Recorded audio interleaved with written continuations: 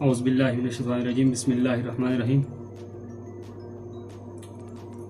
کتونکو نن به موږ تاسو ته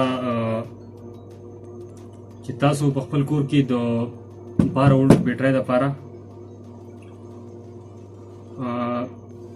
چارجر څنګه جوړولی شئ په کور کې د هغې طریقه به تاسو ته موږ ښیو. نو د هغې دپاره د هغې ډېره اسانه طریقه ده. د هغې دپاره تاسو له به یو ټرانسفارمر پکاري ده. دا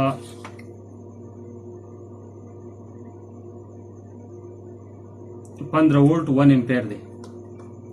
دا ټرانسفارمر تاسو له پکاري. یو به د هغې دپاره دا کنډکسر پکاري. دا کنډکسر به پکاري.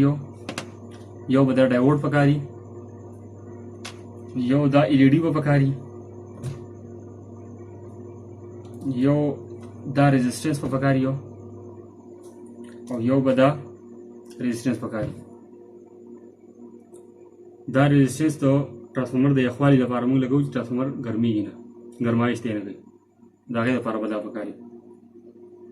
دا اوزار به پکاري او د دې ډېره اسانه طریقه ده. انشاءالله دا ستاسو د مخکې موږ جوړو، تاسو یې ګورئ. خو د دې نه مخکې زمونږ چینل چې کوم دی توحیدي الکتریک ورکس او توحیدي موبایل زون دواړه در سره لایک کړئ او د ویډیو د شیر کولو کوشش زیات ځکه کوئ چې دا ویډیو که ستاسو په کار رانشي نو د نور داسې خلک وایي چې د هغې به په کار راشي. نو ستاسو به مهرباني چې ویډیو د سره زیاته د شیر کولو کوشش کوئ.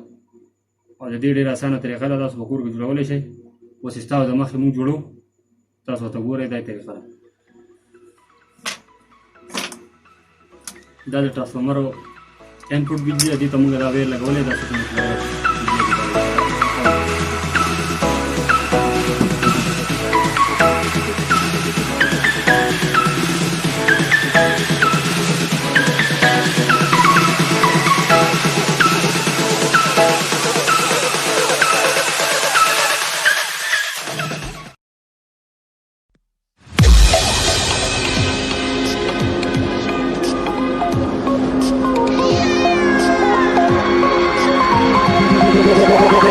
Like a Hellcat.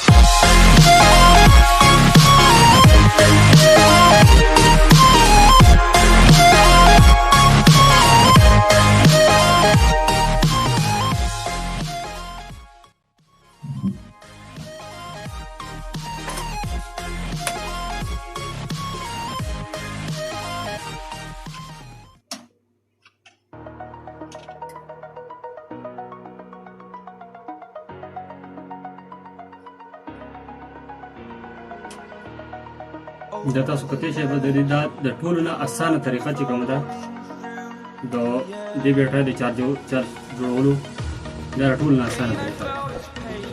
د تاسو د مخکې موږ جوړ کړو، تاسو ځان دا جوړولی شئ.